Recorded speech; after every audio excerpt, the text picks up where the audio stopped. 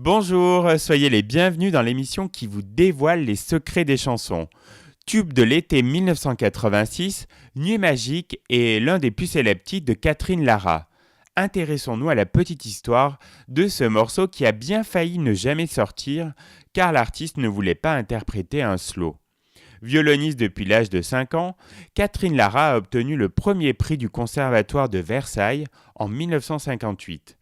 Excellente musicienne, Catherine débute sa carrière en accompagnant des artistes célèbres comme Claude Nougaro ou Nana Mouskouri. C'est seulement en 1972 que la jeune violoniste franchit le pas et devient elle-même interprète avec un premier album soutenu par la célèbre animatrice Denise Glaser. Au début des années 80, Catherine prend un virage rock et obtient son premier disque d'or avec l'album Joanne.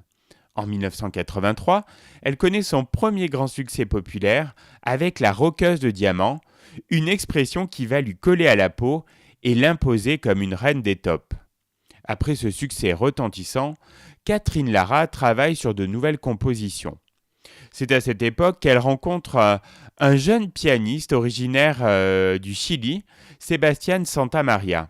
Ils sympathisent et décident de travailler ensemble. Ils vont ainsi créer plusieurs chansons, toutes assez rythmées.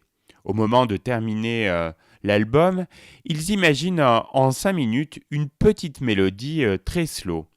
Catherine, qui a déjà tous les titres de son futur album, n'a pas l'intention d'en rajouter un, et surtout pas un slow qui ne serait pas cohérent avec le reste. Elle fait quand même enregistrer cet air sur une cassette qu'elle emporte avec elle dans son sac pour la faire écouter à son ami Luc Plamondon qui l'accompagne ce jour-là sur un concert en province. Dans la voiture, Catherine fait donc découvrir sa nouvelle création musicale à Plamondon qui la trouve très jolie.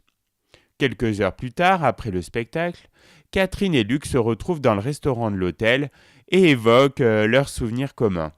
Luc, qui s'ennuie dans ce trop calme restaurant de province, évoque avec nostalgie leurs nuits inoubliables à Montréal, au moment où ils se sont connus.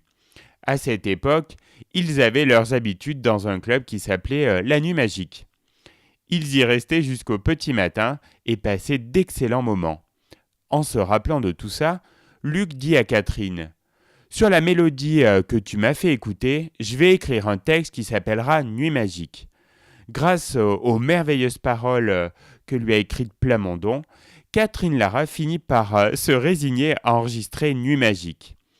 Ainsi est né ce slow de 3 minutes 55 qui sort au printemps 86 et devient rapidement un énorme succès.